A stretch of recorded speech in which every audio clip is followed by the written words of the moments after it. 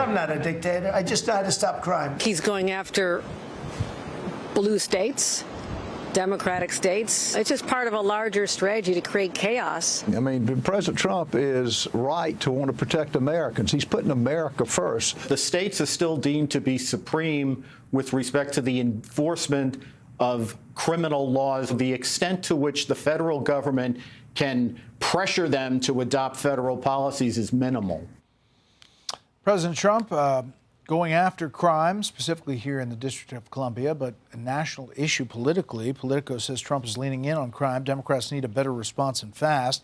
Despite polling showing how unpopular Trump's moves are in Washington, the president is playing to a national audience, betting this is a battle he and the GOP can win. If his recent escalation was an attempt to goad Democrats into declaring that crime isn't a problem, repelling swing voters in the process, top Democrats did not disappoint him. New York Post cover, "Oh, safe can you, D.C.?" With that, we'll start with the panel. Josh Holmes, co-host of the Ruthless podcast, former chief of staff to Senator Mitch McConnell, Democratic campaign consultant Kevin Walling, and Mary Catherine Ham, Fox News contributor. Okay, Mary Catherine, it seems like this politics is flowing one way, and it's towards the president. Yeah, it's interesting that Politico piece is a masterpiece of a couple of paragraphs of like, we totally misunderstood the national mood. Here is what the national mood actually is. Because in D.C., there is a very liberal population that's going to be mad about this, right? But he has considerable powers in D.C., which is a federal district, and then you have, for a week at least, 0 murders, which many people will acknowledge is better than several murders per week. And a lot of people just go, this seems like a no-brainer. Now, he has fewer powers other places. There are trade-offs of having large law enforcement presences and military presences in our city's streets, but most folks are going to be like, this seems like it's getting to a problem and solving it. Kevin, I rarely credit MSNBC in the interviewing of top Democrats, but here's Chicago's mayor. Do you believe that the streets of Chicago would be safer if there were more uniformed police officers on the streets of Chicago? I believe the city of Chicago and cities across America would be safer if we actually had, affordable housing. Look, okay, I'm not saying that that's not the question I asked. I don't believe that we should narrow it down to just police officers, Joe, is what I'm saying. Are you hearing what I'm saying? Would an additional 5,000 cops on the streets in Chicago help complement those programs to make Chicago safer? Look, we are working hard to make sure that our police department is fully supported. I mean, that could be in an ad somewhere, Kevin, especially in Illinois. It certainly will be, likely with the midterms coming up.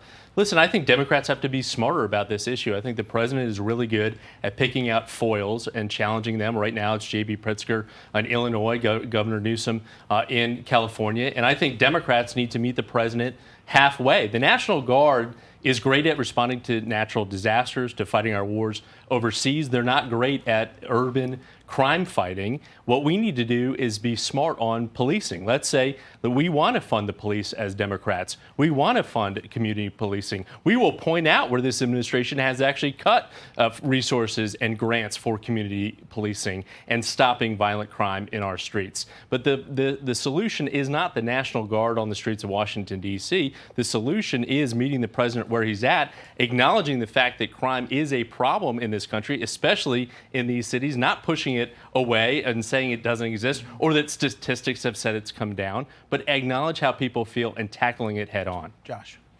I mean, if I said it once, I've said it 1,000 times. The greatest gift that Donald Trump has is getting his political opponents to adopt the most absurd possible political take, the most unsustainable political position. You come out, it's either pro-crime or it's a variation of how much crime is enough, right? Is it okay to have a murder rate at X or at Y? And he's basically saying if there's something that you can do about crime, maybe you should do it, which is the question that any reasonable person across the country would ask themselves. And you have so many cities at the same time that have been led by these progressive leftists that have tried to defund the police or otherwise do nothing to try to keep their communities safe. It's obvious to a whole lot of people across this country. We just had an election where there was a real definitive opinion on it, and now he's having a national fight about it. It's a huge winner for him. Cabinet meetings. I mean, think about this cabinet meeting today. It's 4 hours long. Yeah. It was broadcast all day long, and every person who talked had some nugget of news. There was a lot of them, a lot of different ones. Here's the HHS Secretary, RFK Jr. We will have announcements as promised in September. We're finding certain interventions now that are clearly, almost certainly causing autism. And we're going to be able to address those. So there has to be something artificially causing this, meaning a drug or something. And I know you're looking very strongly at different things, and I hope you can come out with that as soon as possible. Saying that autism, they're going to have a report in September. But I mean, it wasn't just that. It was the Treasury Secretary saying tariff revenue up above $500 billion, maybe $1 trillion before the end of the year. It was a number of different things in a cabinet meeting that spanned all kinds of different subjects.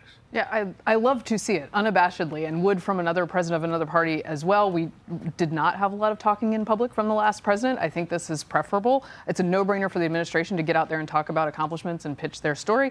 And also in this, one of the nuggets was that Secretary of Defense noted the Abbey Gate 13 that Donald Trump had honored earlier in the day, who died 4 years ago at Abbey Gate in Afghanistan. And that is some of the most high-profile recognition they have gotten inside a White House, because the Biden administration in a shameful way, did not acknowledge them for a very long time. So there's a moment to do things like that and to elevate people who deserve to be elevated. Kevin, the Witkoff interview, optimistic, saying you could get to the end of it for Hamas and Israel by the end of the year. Less so, perhaps, for Ukraine and Russia? Less so, certainly on that front. And I think, interestingly enough, what you did in terms of putting that out there in terms of a maximum pressure campaign and questioning that it seems like Vladimir Putin is backing away from the table. Will maybe take a playbook out of the president's playbook with Iran on that front. It was an interesting answer that it may be under consideration. You kind of broke that news tonight, Brett, so we'll see how that process plays out. Josh?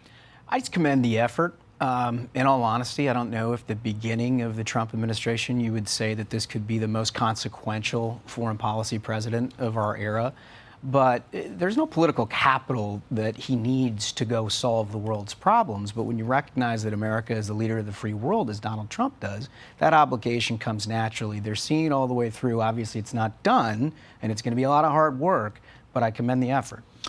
I'm going to leave this panel with Secretary Rubio, who really nailed it. Take a listen. You were elected as the president of working Americans, and that's why this Labor Day is so meaningful. For me personally, this is the most meaningful Labor Day of my life as someone with 4 jobs. And so... 4 jobs. The president liked that one. Hey, Sean Hannity here. Hey, click here to subscribe to Fox News YouTube page and catch our hottest interviews and most compelling analysis. You will not get it anywhere else.